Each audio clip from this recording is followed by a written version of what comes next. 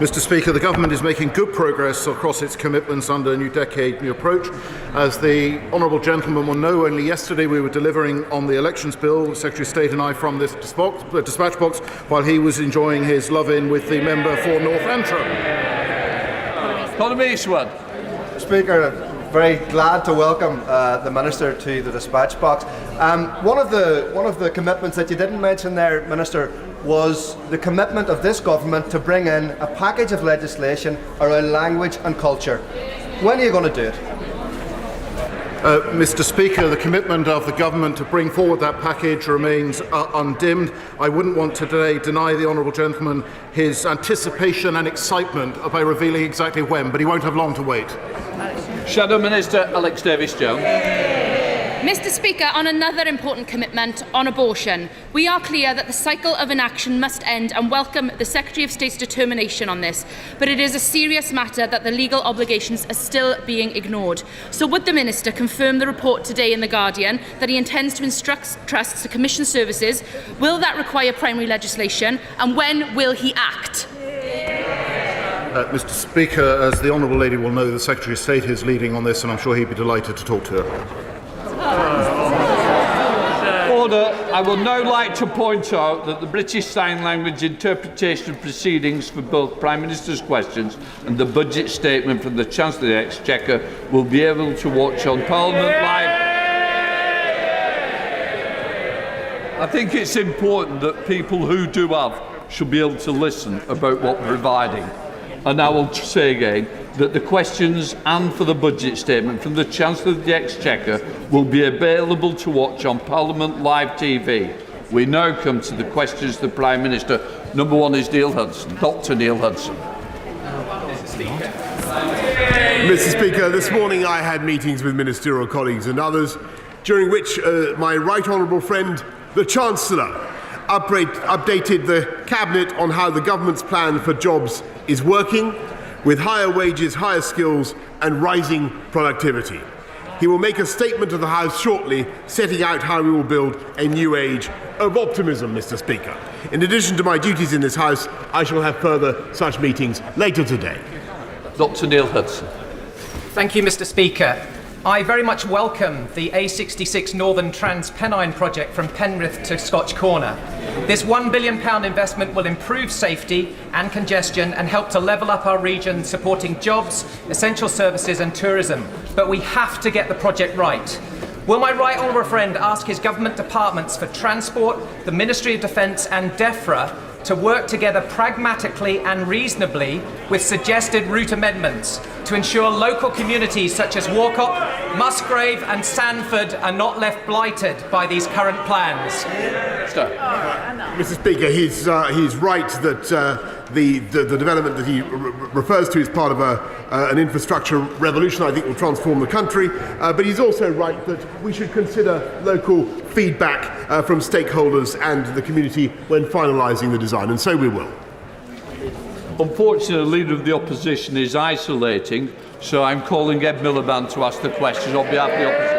Ed Miliband. Thank you.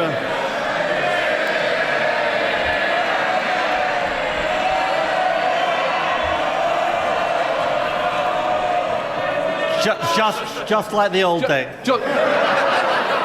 Just to say, I presume you all want to get onto the budget, because all you're doing is delaying it. Ed Miliband. I just want to reassure both sides of the House it's one time only that I'm back. Mr. Speaker, we all need the vital COP26 summit in Glasgow to deliver next week, because failing to limit global warming to 1.5 degrees will have devastating consequences for our planet, and that is shared across this House.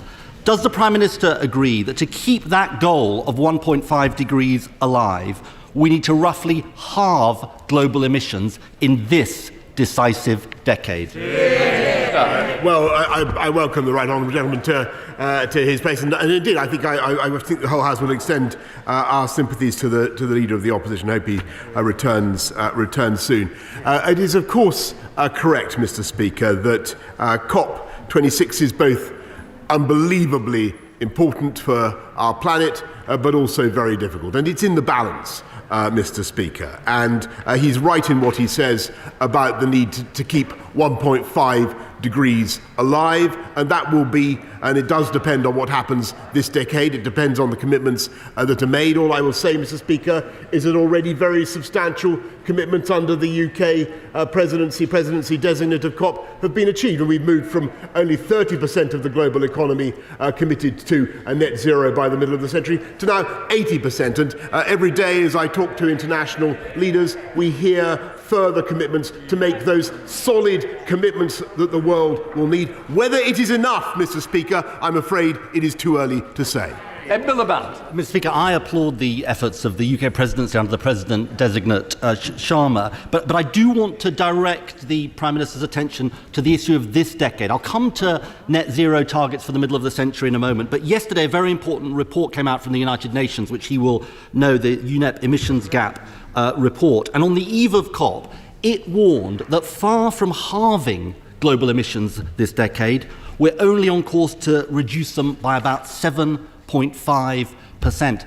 Does the Prime Minister acknowledge, because this is crucial for what happens at Glasgow and after Glasgow, does the Prime Minister acknowledge how far away we are from the action required in this 10-year period? Prime Minister. Mr. Speaker, indeed I do, but I think what the House should also recognise is how far we have moved just in the space of a few years since the Paris COP summit of 2015, where, as I'm sure the right honourable gentleman will remember, the world agreed to net zero by 2100 by the end of the century, and agreed to try to restrain global warming by 4 degrees. We're now trying to keep alive the prospect of restricting that growth to 1.5 degrees. Every day, Mr. Speaker, countries are coming through with solid commitments on stopping the output of coal-fired power stations, reducing their use on internal combustion engines, planting millions of trees and investing hundreds of billions of pounds in the developing world. That is, those are solid commitments. Whether they're going to be enough, Mr. Speaker, I'm afraid it is still too early to say. The band. Full commitments. I just correct the Prime Minister on one point. It was the second half of this century set out in Paris, not 2100 for net zero.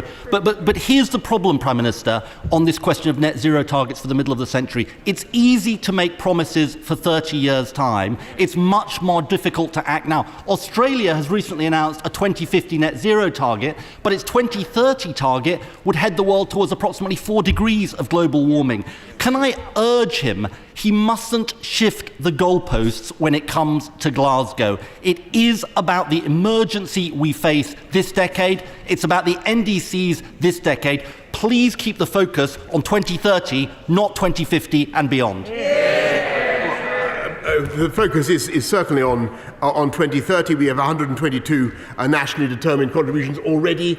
17 out of 20 G20 countries have made NDCs, and the commitments are coming through. And he's right to say that we need to keep the pressure up. What you can't do, Mr. Speaker, is go in advance of what is truly practicable for the world economy and for what people can do. This government will go as fast as we possibly can. But it was Labour's plans, which I think he endorsed, were condemned by the GMB union for which their paymasters, Mr. Speaker, for meaning that they'd be confiscating people's cars by 2030, and families would be only allowed one airplane flight every 5 years, Mr. Speaker. Mr. Speaker, let me tell him. What this summit needs is statesmanship, not partisanship, which we just heard from the Prime Minister. He should not be trying to score party political points on such an important issue facing our country and our world. That's never the way I did PMQs. Now let me ask him. Let me ask him about the crucial issue of climate finance for developing countries, because the reason that the Paris summit succeeded was there was a coalition of vulnerable countries and developed countries that put pressure on all the big emitters, including China, including India. But the problem is that the world has not delivered on the $100 billion of finance promised more than a decade ago in Copenhagen. The plan is to deliver it maybe in 2023. But I want to ask him about his actions. hasn't it made it much harder to deliver on this promise that we are the only G7 country to cut the aid budget in the run-up to this crucial summit? Mr. Speaker, I thought we weren't going to have any partisan points. Didn't last long. Actually, the first thing I did, one of the first things I did as Prime Minister was to go out to my first UNGA as Prime Minister's UN General Assembly as Prime Minister and announce a huge £11.6 billion commitment from the UK to helping the developed world to tackle climate change. And I'm going to say to the right honourable, yes, of course it's true, and we haven't cut that. We have not cut that, Mr. Speaker. We're keeping that investment. We're keeping that investment. And let me tell the right honourable gentleman that this country is working flat out to ensure that we do reach the £100 billion commitment from the whole of the world. We're seeing the money come in from the United States, from the Italians, from the French, from the European Union, and it's quite right that it should. We have a way to go, Mr. Speaker. Whether we'll get there or not, I cannot say. It's in the balance. But the challenge is there for the leaders of the developed world, and I quite agree with the right honourable gentleman. They need to rise to it. Speaker, it's one thing for him not to know what is in the Paris Agreement, but it's another for him not to know what's in his own budget. He has cut the aid budget. Of course he's cut the aid. Of course he's cut the aid budget. He's abandoned the bipartisan belief in the aid budget across both of these houses. But it's not just on aid, Mr. Speaker, where they face both ways. They've got a trade deal with Australia, where they've allowed them to drop their temperature commitments. They're telling others to power past coal while flirting with a new coal mine. And they're saying we've got to move beyond fossil fuels and opening the new Cambo oil field. Isn't the truth, Mr. Speaker, that the Prime Minister has undermined his own COP presidency by saying one thing and doing another? No, Mr. Speaker. And he's completely wrong. He's completely wrong in what he's. And I think he should withdraw what he's just said about the 11.6 billion. Because we remain absolutely committed to the 11.6 billion pounds that we're investing to tackle climate change around the world, and that is absolutely rock solid. And he talks about Australia, and I talked to the Prime Minister of Australia only recently, and Australia has just with great difficulty made the commitment to get to net zero by 2050. It's a great thing. And Mr. Speaker, I talked yesterday to our Indonesian friends, for instance, Joko Widodo, a good friend of this country, who's agreed on coal to bring forward the abolition of coal use in Indonesia to 2040, Mr. Speaker. A fantastic effort by the Indonesians. I talked to President Putin, I think it was yesterday, Mr. Speaker, and he confirmed his determination to get to net zero by the middle of the century. And that is what the UK is doing, working with countries around the world to get the outcome we want. It's still too early to say whether it will succeed, Mr. Speaker. It's in the balance. The thing the Prime Minister has underestimated throughout these last 2 years is COP26 is not a glorified photo opportunity. It is a fragile and complex negotiation.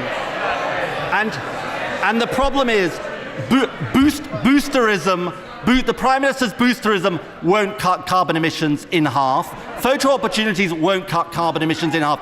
Can I just say to the Prime Minister, in these final days before COP26, we need more than warm words. Above all, Glasgow has got to be a summit of climate delivery, not climate delay. Prime Minister! He talks about cutting CO2 in half. Well, that's virtually what this government has done, Mr. Speaker. Since 1990, we've cut CO2 by 44%, and the economy has grown by 78%. And that's our approach, Mr. Speaker. A sensible, pragmatic, conservative approach that cuts CO2, that tackles climate change, and that delivers high-wage, high-skilled jobs across this country. And our net zero plan, Mr. Speaker, will deliver 440,000 jobs. That's what the people of this country want to see, and that's what they're seeing. They're seeing wages up, they're seeing growth up, they're seeing productivity up under this government. And if we left it to the right honourable gentleman, the Leader of the Opposition, who is sadly not in his place, we would still be in lockdown. But it's a point that he might bring to his attention wherever he is currently self-isolated. Jane Stevenson. Thank you, Mr. Speaker. Speaker, the Prime Minister will know that both I and my honourable friend, the member for Wolverhampton South West, have lobbied for funding for better training and skills provision for young people in Wolverhampton. Our unemployment rate, youth unemployment, was unacceptably high pre-pandemic and now sadly is the highest rate nationally. Would the Prime Minister urgently look at how the government can level up opportunity so that young people in Wolverhampton can get the skills and the confidence they need to find work? My honourable friend is absolutely right about Wolverhampton. That's why we're working flat out to ensure that young people in Wolverhampton benefit from the Kickstart scheme, and we are working with Wolverhampton Council to ensure that young people get bespoke support for their return to work. We now come to the Leader of the SNP, Ian Blackford. Thank you, Mr. Speaker. I'm sure the thoughts and prayers of the entire House will be with the family of Walter Smith, who sadly passed away yesterday, the legend that was the Rangers, Dundee United and Scotland manager, and many of us will not forget the day that he led us to victory over France at Hampden. Mr. Speaker, naturally most of today's focus and attention will turn to the Chancellor's budget after Prime Minister's question, but before we turn to domestic matters, I think it's right and important to raise the dire humanitarian situation that is developing in Afghanistan. The World Food Programme estimates that more than half the population, about 22.8 million people, face acute food insecurity. 3.2 million children under 5 could suffer acute malnutrition. Given the history of the last 20 years, it should be obvious that we have a deep responsibility to this country and to its people. Mr. Speaker, they are dying and they need our help. It is only 2 months since the Allied forces relinquished control of the country. So can the Prime Minister update us on what exactly his government is doing to end the famine in Afghanistan? Hear, hear, hear. I thank the right honourable gentleman, and he raises an issue that I know is on the minds of many people in this House and across the country. We're proud of what we've done to welcome people from Afghanistan, but we must do everything we can also to mitigate the consequences for the people of Afghanistan of the Taliban takeover. And so what we did, as he will recall, is we doubled our aid commitment for this year to £286 million, and we're working with the UN agencies and other NGOs to do everything we can to help the people of Afghanistan. What we can't do at the moment is write a completely blank check to the Taliban government, the Taliban authorities. We need to ensure that that country does not slip back into being a haven for terrorism and a narco state. Mr. Speaker, the fact is there is a humanitarian crisis and people are in need today. There is nothing there about tangible actions that the government is taking on the ground now, because the situation is getting worse by the day. In August, the Allies ran away from their responsibilities in Afghanistan, and now it very much feels like this government is washing its hands of the legacy that it left behind. Because not alone are the Afghan people being failed on humanitarian aid, promises made to them on resettlement are also being broken too. The Afghan Citizens Resettlement Scheme was announced on the 18th of August, which talked about resettling up to 20,000 in the coming years. But more than 2 months on, Mr. Speaker, we've heard nothing. The Afghan people are being left with no updates and vague targets. So can the Prime Minister finally tell us when the resettlement scheme will open? Can he guarantee, Prime Minister, that 20,000 Afghans will be resettled, and when exactly is the deadline for that to happen? Mr. Speaker, we made a commitment to resettle 20,000 Afghans, in addition to those that we brought out under Operation Pitting which I think most fair-minded people in this country would think was a pretty remarkable feat by UK armed services. And many of those 15,000 are already being integrated into the UK, into schools, into communities, and we will help them in any way that we can. And one of the reasons, and I'm afraid he's completely wrong in his characterisation of the stance the UK has taken towards Afghanistan and the changes there. We continue to engage. We engage with the Taliban. This country was one of the first to reach out and begin a dialogue. And what we are insisting on is safe passage, Mr. Speaker. And what we are insisting, and just to get to his point where he rather uncivilly calls out, what we are insisting on, Mr. Speaker, is that there is safe passage for those who wish to come and settle in this country, for people to whom we owe an obligation. And that is what we are doing, Mr. Speaker. And I have answered the question.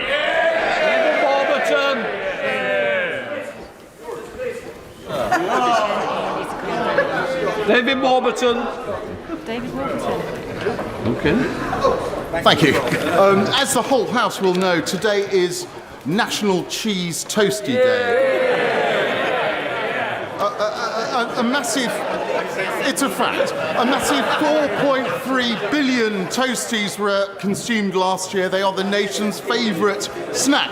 And glorious Somerset is the home of cheddar cheese. So with the news that Wyke Farms in my constituency is now producing what I think is the world's first entirely carbon-neutral cheddar cheese, did my right honourable friend know that eating cheddar from Somerset can reduce your cheese consumption carbon footprint by 55%? So will my right honourable friend support our vital dairy industry by committing to enjoying a carbon-neutral cheese toasty today?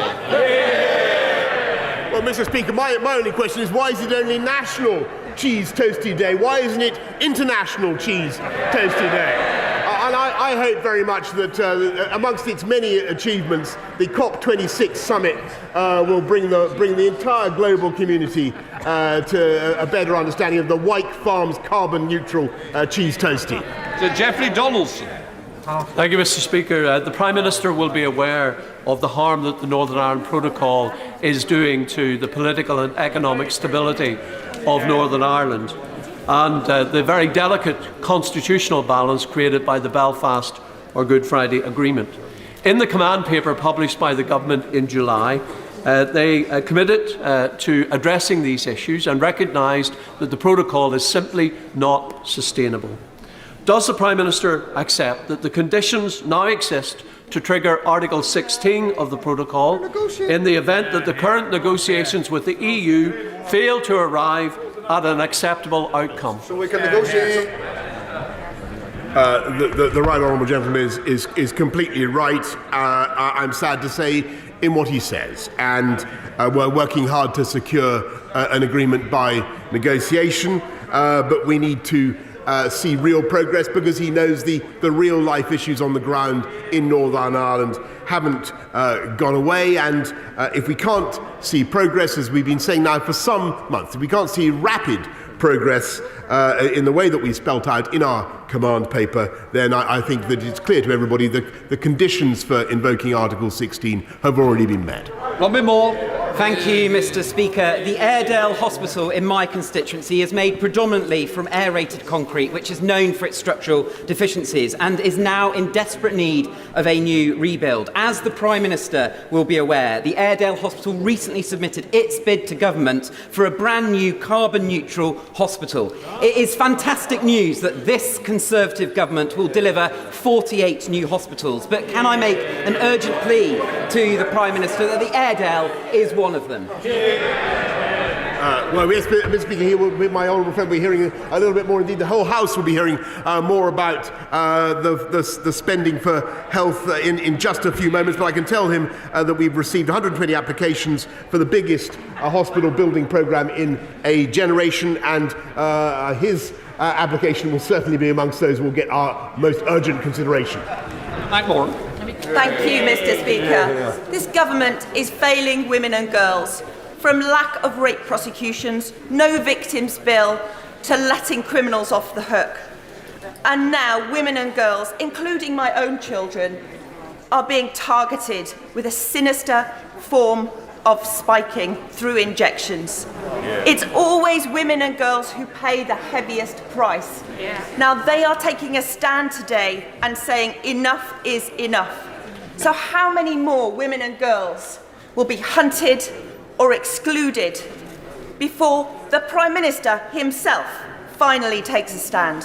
Mr. Speaker, the reports of spiking are extremely disturbing, and as the Honourable Lady knows, it's already a criminal offence. And I know that the Home Secretary, my right honourable friend, the Home Secretary, has asked the police to update her on exactly what details they have of what is happening. She wants to give them the space for the time being to conduct their inquiries into what's going on. But I would ask everybody with information about such incidents to come forward and contact their local police. Morris. With COP26 being imminent, I would like to draw attention to what good work's being done in Morecambe with the Eden project. Wes Johnson at Morecambe and Lancaster College has put forward a programme to teach youngsters in Morecambe the international Eden ethos to, shall we say, propagate the goodwill around the world. I'd like to invite the Prime Minister to come to Morecambe and come to the Morecambe Riviera to see the Eden project site at the earliest convenience. Thank you. Mr. Speaker, I'm delighted to respond in the affirmative, but to my honourable friend, because I think the last time he asked me about this, it was to ensure that we got an Eden project in Morecambe. So it sounds from what he's saying as though we're making progress in that direction, and that is thrilling. Ben Bradshaw. Thank you, Mr. Speaker. I'm sure the whole House will want to send my right honourable friend, the Leader of the Opposition, our best wishes. And it's also good, Mr. Speaker, to see a few more Conservative MPs heeding the Health Secretary's plea and wearing masks in this chamber. But given we have had for several weeks now COVID infection, hospitalisation and death rates far, far higher than any other Western European country, was it a mistake to abandon all those precautions back in July? And if not, why are our figures so bad? Mr. Speaker, I thank the honourable gentleman for his question, but the reality is that, of course, we monitor all the data very carefully every day, but we see nothing to suggest that we need to deviate from the plan that we've set out that began with the roadmap in February and that we are sticking to, that has given business and given this country to get on and achieve the unlockings that we've seen and indeed the fastest economic growth in the G7. Jane Hunt. Speaker, my Loughborough constituent Sophia Dady has composed a song about the positive action we can each take to combat climate change, which emphasises the need to clean, repair and protect. Will the Prime Minister join me in encouraging all UK schools